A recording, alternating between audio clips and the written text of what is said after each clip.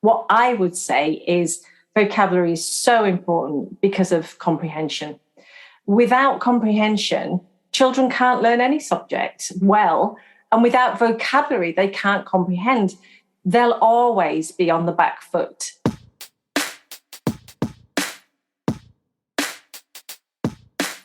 I was quite a good student, really. I did my work, and I did toe the line. I wouldn't say I was stellar, but I was a pretty good student. I didn't cause anybody any trouble. Kids will immediately jump to conclusions because that's what they're like. They're quick thinkers, they're fast, and they've immediately gone down the wrong rabbit hole because they don't understand the vocabulary. If you were to take out the dictionary from my books and give it to somebody like HarperCollins or Bloomsbury, they would see my books as overwritten. And that is because they are. David Walliams, I love him. But David Walliams would not write a sentence like I do, because I try to get 2 or 3 synonyms into a sentence. So I'm kind of hammering the story home at them a little bit. But that is so they can, if they don't understand the word and they don't want to look up the word in the dictionary at the bottom of the page, they should be able to infer it from the synonyms that are in that one sentence.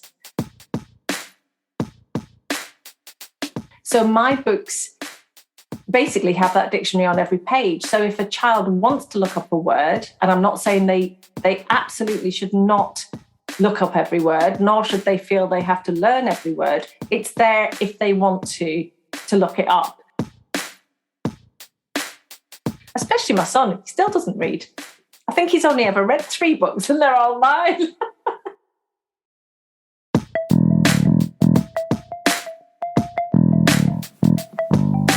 Hello and welcome to the Qualified Tutor podcast, the podcast that brings you the latest in the world of tutoring, edtech and education, and hopefully inspires in you the big change that each and every one of us is capable of.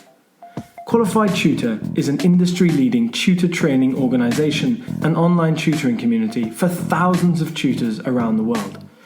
This podcast is the voice of this community, where we aim to hear from tutors, teachers, entrepreneurs, coaches, business experts, students, tutorpreneurs, and more from the world of tutoring about what inspires them every day, how they can help tutors like you, and what they've learnt about tutoring along the way.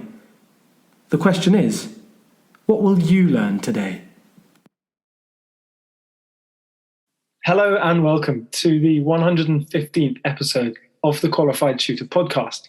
My name is Ludo Miller, the host of this podcast. Welcome back to regular listeners. Welcome to any of you for whom this is your first time listening to the Qualified Tutor podcast.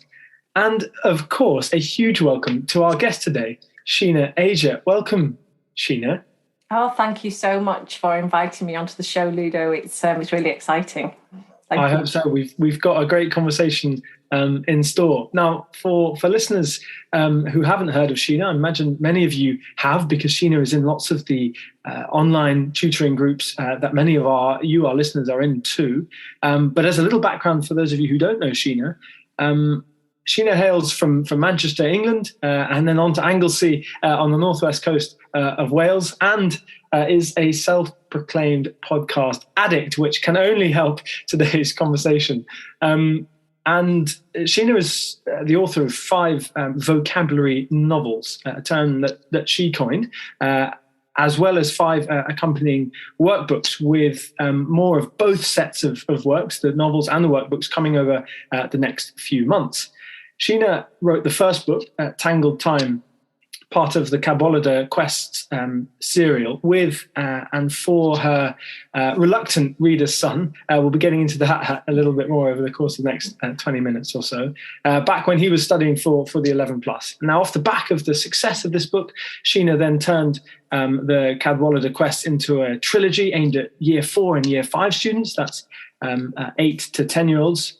For those of our listeners abroad, and in collaboration with both teachers and tutors, some of whom have appeared as guests on this very podcast, Gemma Zoe Smith and Agnes O'Brien being just 2 of them, Sheena has since produced comprehension and creative writing workbooks, along with her standalone verbal skills workshops. And by popular request, Sheena has penned a series of vocabulary novels aimed at younger readers.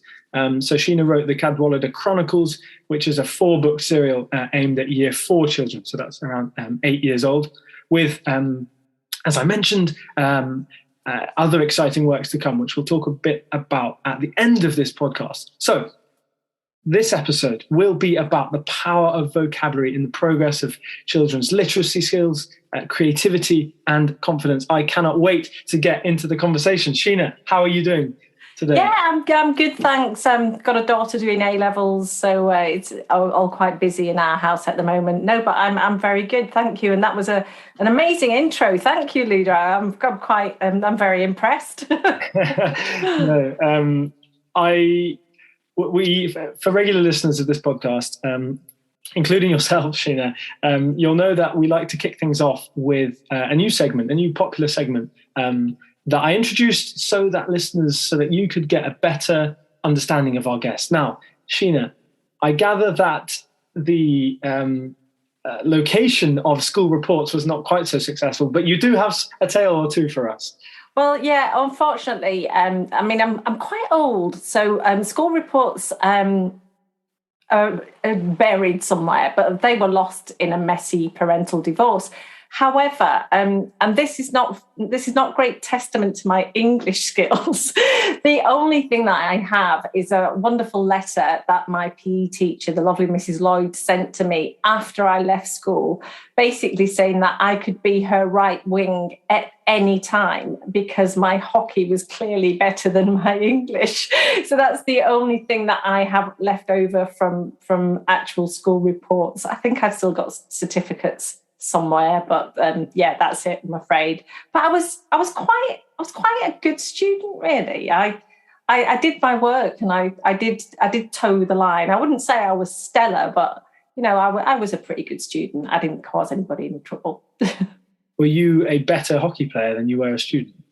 Hockey was my life, actually. I played some county hockey for Gwynedd, so yeah, I enjoyed hockey, and yes, I think I was better at PE than the more academic things. But I've always been a big reader. Yeah, well, maybe your teacher was right then, all those years ago. So how do you think then that's informed what you do now as an author? Oh, so I guess if I start with how I became an author, it might feed into your listeners of maybe what my why is an author, if that helps. So I'm a bit of an accidental author, if I'm truthful. So I was an avid reader as a child. My family, although we were quite a poor working class family, my mum, she was a reader, and she took us to the library every single week. And I used to love going to the library, the library cards, just looking through all the books, and I'd come home with a big pile. So I've always been a reader. And when my son wouldn't read, well, actually, there's a little bit of the story mixed up. When I was about 30, I did, and I've not told anybody this before. So, well, nobody in public or Facebook or any my parents know. I did write sort of 3 chapters of a book, and then, like many authors, the middle bit got hard, and I just left it languishing on the PC somewhere. But then when my son so my daughter did the 11 plus successfully. She was a reader. We did lots of vocab. She wasn't a problem, but my son, he literally would only read the Guinness Book of Records, Ripley's Believe It or Not, which are great books, but they've not got the vocab in. And because they both did the CEM test, which is very vocabulary heavy, and I'd done it with my daughter, I knew what was coming. So with my son, to try and make it interesting, and to try and keep the vocabulary in context, we'd start writing sentences, and those sentences became paragraphs and so on. Then I thought, hang on a minute. I remembered that book. And literally we got this old PC out of the garage, dug the 3 chapters off the book. I read them and thought, I wonder if I could do something here. And basically that book, very different, but it did become Tangled Time.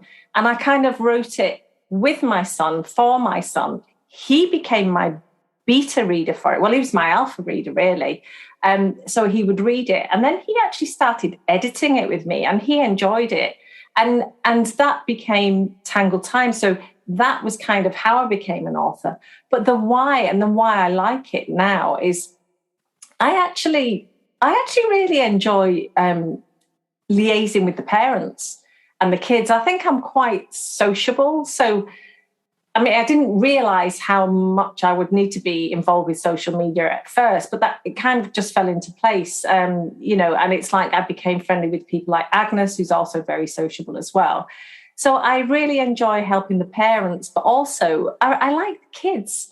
And recently, because it's 4 years ago nearly since Tangled Time was published, but recently I've started running free weekend weekly sessions. They're not classes, they're not lessons. I'm not a tutor. I don't purport to being a tutor.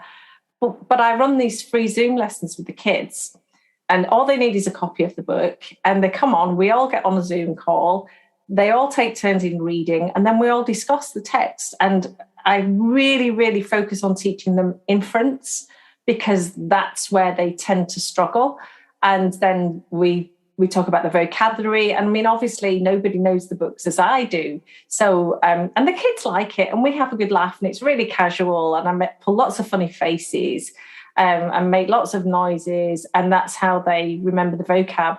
And that's really the why. So the kind of writing has more come out of, it sounds really cliche, but I actually quite like the teaching part, although I'm not a teacher.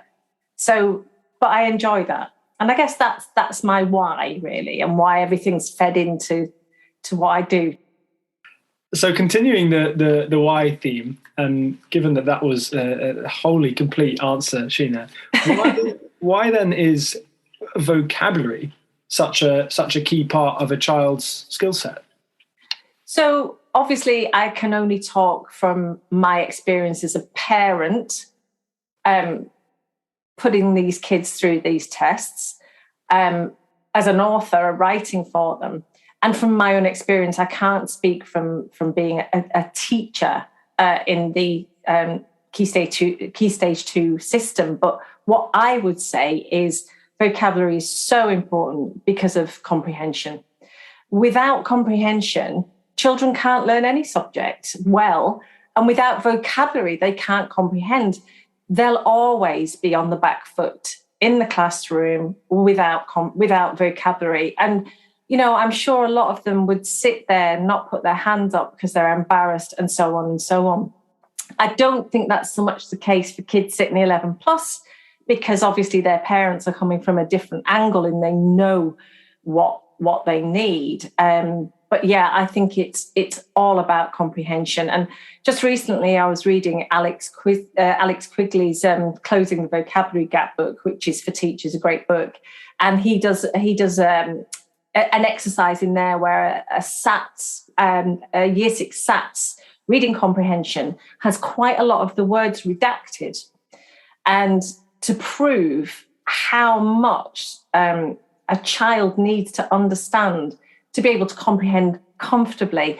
And they worked out that it was 95% of the words. So a child needs to understand 95%. I was flabbergasted by that. I did not realise. And then, he actually cites in there a piece by Dan Willingham, who's a cognitive scientist, and he says it's even higher, 98%, and particularly in text for older children when things become more technical in science and things like that. And so, yeah, I think vocabulary really feeds into comprehension, and it's not explicitly taught.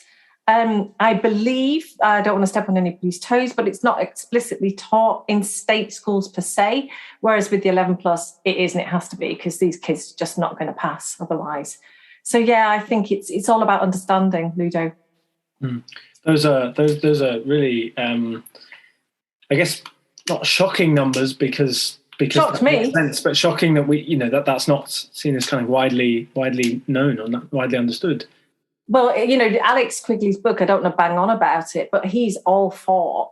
He's actually saying there is a vocabulary gap, and I guess he's a teacher. I guess he's actually referring to our system, and I have to say I do agree. I mean, there's another teacher now who's doing great things. A guy called Andrew Jenkins, who writes the Vocabulary Ninja books. He's a deputy head, I believe, and I think his books are being used much more now in state schools. And, you know, I think maybe there is an understanding that vocabulary is important. But, you know, I've seen it myself, evidence in these sessions that I'm running at the weekends, in my free sessions for the kids. Kids will immediately jump to conclusions because that's what they're like. You know, they're quick thinkers, they're fast, and they've immediately gone down the wrong rabbit hole because they don't understand the vocabulary. And, you know, hence me writing books with a built-in dictionary on every single page. But yeah, it's the going back to your question, I think it's all about comprehension. Yeah. So right on that theme then, what makes your book, Sheena, so different? How are they solving this solution? Okay, so they are quite different in that if you were to pick up one of my books and the dictionary on the page was taken away, so the text, the narrative is at the top of the page. The tricky vocabulary, as we like to call it, is bolded and has a footnote. And then at the bottom of the page, there is a correlating dictionary. It's a contextualized dictionary, which I've rewritten so that the definitions are child-friendly, but they've all been checked against the Bible, the Oxford English Dictionary. But obviously we had to rewrite them because we couldn't just lift them up, because that would be they'd be, you know, copyright issues with that. So basically a child can read the text, and if they want to, they can stop and they can look straight at the dictionary at the bottom of the page. But the key thing as well, one of the things that I've really learned certainly with the 11 plus, is that if children do not understand part of speech, that is to say the word class or the word type, they're also scuppered, because obviously one word can appear as a noun, an adjective, a verb, a gerund, and so on and so on. Although gerund, I don't think is a part of speech, but it's just another complication. So my books basically have that dictionary on every page. So if a child wants to look up a word, and I'm not saying they absolutely should not look up every word, nor should they feel they have to learn every word. It's there if they want to look it up. And it means, not that I've got anything against dictionaries, but a dictionary is just another barrier to a child's understanding if they have to go away, start flicking through it. And again, then they've got to start looking up the part of speech. You know, it's like the word snipe appears in my books, okay?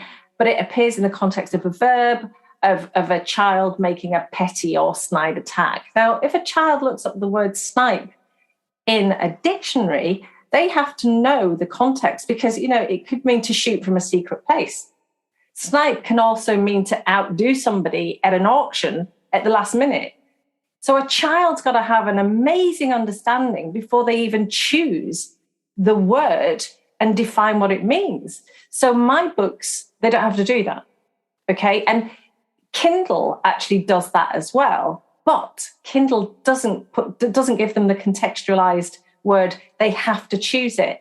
Whereas my Kindle versions, so they're all on Kindle, they click on the word and it brings up exactly the definition as it appears in the book. So basically they're foolproof definitions with parts of speech. And I don't think anybody else is doing it.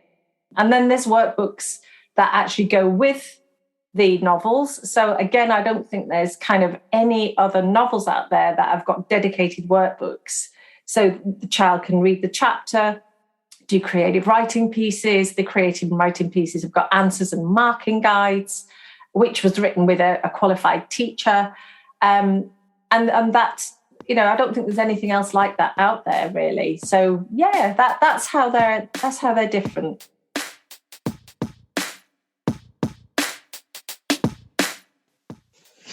Okay, let's go.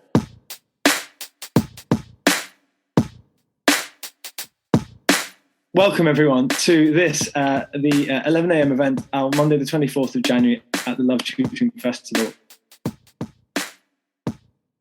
Okay, here we go. So the first prize that we are going to give away today is number 9. Number 9 is, I need an extra monitor. That's what I need. So welcome to the 2 p.m. keynote at the Love Tutoring Festival, day 2, Tuesday the 25th of January. It's 2 p.m. UK time, where many of us here are based. Our speaker today is Michael Bungay-Stanier, who is as you can see here, Wall Street Journal best-selling author on coaching. Maybe I hand it back to Ludo as a kind of what needs to be said to wrap us up here. Well, Michael, you've made my job very simple. There doesn't really need to be much more said. That was world class. Yes, for those of you wondering, those were just a few highlights from the incredible Love Tutoring Festival 2 that took place at the end of January of this year, 2022. The big news from Qualified Tutor and the Love Tutoring Festival team is that we're back from Monday the 27th of June to Friday the 1st of July. The Love Tutoring Festival 3 will return. The focus of this festival is on alignment and new beginnings. The festival will have a slightly different feel to it, but all of the main tenets will still be there. A host of amazing speakers, including world-renowned leaders in education such as Craig Barton, will be joining us for a festival fanfare of training and of connection. Those are the values which hold the Love Tutoring Festival together, and those are the values that we want you to come and take part in over the week of the festival. Head to qualifiedtutor.org/love-tutoring-festival, or simply head to our website qualifiedtutor.org to find out more and book your ticket today.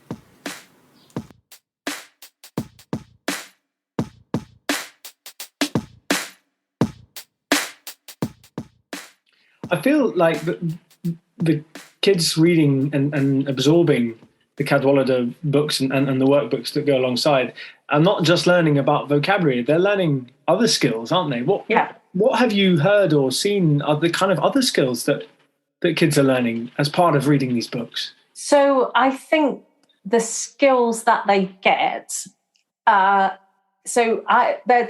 a quote, and his name escapes me, the guy who said it, and he said, "A word shall be known by the company it keeps." Now, if you were to take out the dictionary from my books and give it to somebody like HarperCollins or Bloomsbury, they would see my books as overwritten. And that is because they are. The prose is what's called purple. You wouldn't write. David Walliams, I love him. But David Walliams would not write a sentence like I do, because I try to get 2 or 3 synonyms into a sentence. So I'm kind of hammering the story home at them a little bit. But that is so they can, if they don't understand the word and they don't want to look up the word in the dictionary at the bottom of the page, they should be able to infer it from the synonyms that are in that one sentence. So that's where my books are different, and that's what I'm seeing. So when I do these sessions with the kids, one of the kids will read a sentence, I'll stop them, and it'll be a really tricky sentence. And I always say to them, okay, kids, don't cheat. Don't look at the dictionary. Look at that word. What does it mean? Look at the company it keeps and tell me. And they can tell me. And that's because I literally overwrite, but it's done very consciously. So yeah, that's what I think they're learning. Sheena, I know you talked about how you became a writer, but where did this style, do you think, of writing come from? I think it came from knowing what was needed because of what I'd done with my 2 kids.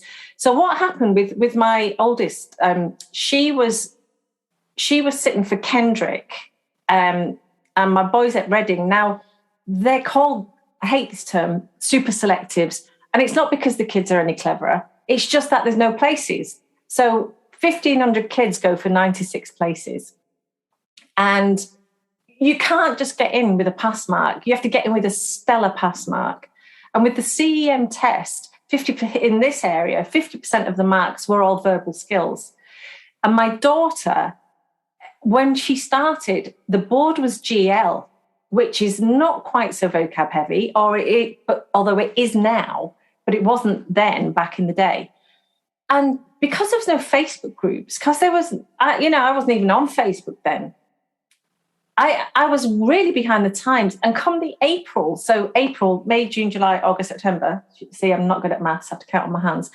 5 months before the test, I found out that Kendrick had swapped boards and it was CEM. So everything we'd learned with CEM went out of the window overnight, and in came this vocab. And it was from that, it made me realise that the vocab that these kids have to learn, it is stellar. And I want to then put in brackets criminal because it is hard, but it's also good for them. You know, my kids don't walk around like precocious, yes, speaking like this and using all these long words, but they've got good vocabularies. And I think it just comes from that at such a young age, especially my son. He still doesn't read. I think he's only ever read 3 books and they're all mine. So, but it's come from that. And I guess it's when I wrote the first book, obviously it was a bit of a baptism of fire. I didn't know what I was doing. And probably, if I'm truthful, I overstuffed that book a little bit. And I think I may go back and do a second edition and just take out anything that I really am now confident was too much. Because I think I also at the time didn't know if I'd ever write another one. I didn't know whether it would be received well. And I honestly wanted to I'm a northerner, I wanted to give people value for money. And I thought if it was me, I'd want as many words in there as I could possibly get. But maybe now I've realised that there's parts of it that I could just take out, wouldn't really be missed for the 11 plus. And now, a brief word from last week's guest, William Minton. This is William Minton from Canopy Ed here. What did I learn from being on the Qualified Tutor podcast? The Qualified Tutor podcast gave me an opportunity to connect some of the larger macro trends in tutoring with the micro trends and observations that we have from our own tutoring operation, and to bring them together into a bigger story, which was interesting for me to do, because it's a type of thinking that I hadn't done too much before.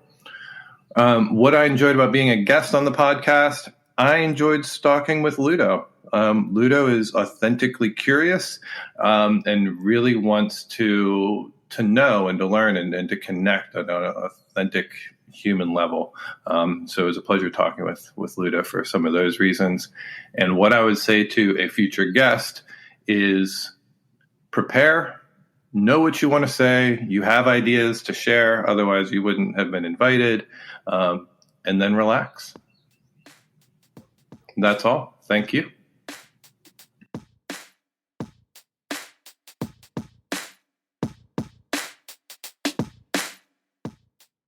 This focus on vocabulary is amazing. It's really refreshing. And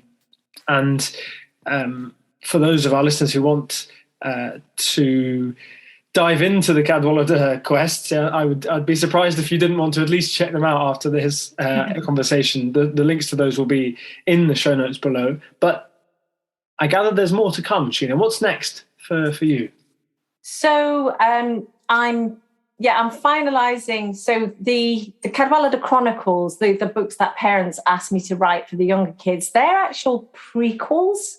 So dare I say think Star Wars? I am I'm not comparing myself to George Lucas here, but that was the idea. I thought if I can tie this in and go back, and I went back and set those in the 12th century, and I did that for 2 reasons. My favourite genre of reading personally is historical fiction. I absolutely love it. But also it gave me the opportunity to use oldie worldy classic vocabulary in context, because I was able to have these knights and these pages and these squires using very classic vocabulary, but it was in context because that's the way they would have spoken. So I did that on purpose. And I've got 2 out. The first 2 books are out. Another coming out in July, which I'm just finalising. And then the 4th coming out at Christmas. They're going to have supporting workbooks. And I'm currently working on another standalone verbal skills book. That's the one with the blue triangle there behind me. They're completely standalone. So anybody can buy those. You don't have to have read any books, nothing. And they're very much, they're called verbal skills books. And the reason why I call them verbal skills is they haven't got any verbal reasoning in them. So yes, I'm doing a book for another verbal skills book. And then I think what I'd really like to do is a friend of mine, a tutoring friend of mine who you may know, a lady who founded Education Boutique, Lucy Spencer. She has a lovely saying, which I've stolen, and she says, let your kids read one for the head and one for the heart. So a book you want to read and a book your mum wants you to read. My books are very much for the head, I would say. I mean, although I do get kids who really love them and they write to me, but, it's mum who's going to be saying, read this book. And the genre isn't for everybody. And what I'd really like to do is write some books for the heart. So they won't have a built-in dictionary on every page and they won't be overwritten, but they will challenge the reader. And I've got a really good idea buzzing around in my head. And, it's going to be how I'd like to describe it is David Walliams, but with some tricky vocabulary in. And that's what I'm going to write. And I'm going to put it out there without the dictionary on the page and see how it goes. So, yeah, that's what's in store. I love it. It's so wonderful having authors on the podcast. We, at the upcoming Love Tutoring Festival 3 happening at the end of next month, a week commencing 27th of June, we have a wonderful event on the Tuesday by an author and author coach, AJ Harper, who's actually helping Julia Silver write Tutoring is Not Plan B, the kind of the vision behind Qualified Tutor, and that is going to be about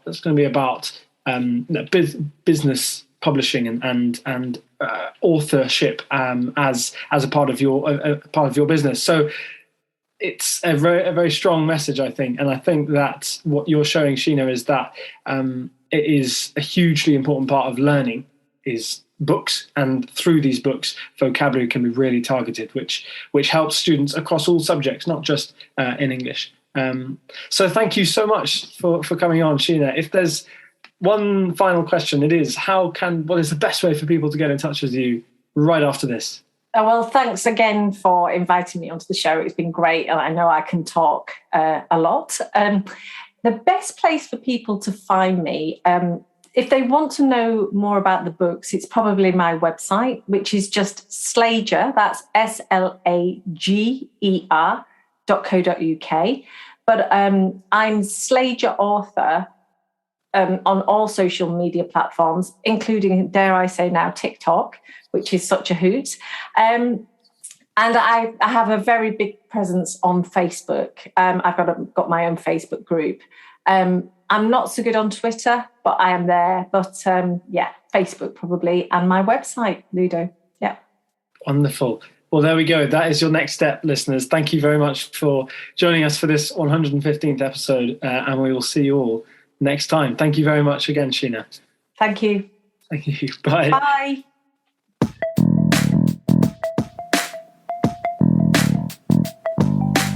Thank you for listening to this episode of the Qualified Tutor Podcast. Whether you're a regular listener of this podcast or you've just stumbled across it, join the Qualified Tutor Podcast group within the Qualified Tutor community to stay up to date with our latest news, offers, workshops, and of course, simply to meet other tutors like you. Whatever your level as a tutor, our training courses will be the next step in your professional development. Visit qualifiedtutor.org/training to find out more about our CPD accredited and Ofqual recognised courses, the first of their kind in the tutoring industry. Your student deserves the best tutor possible. Make that happen today by joining Qualified Tutor.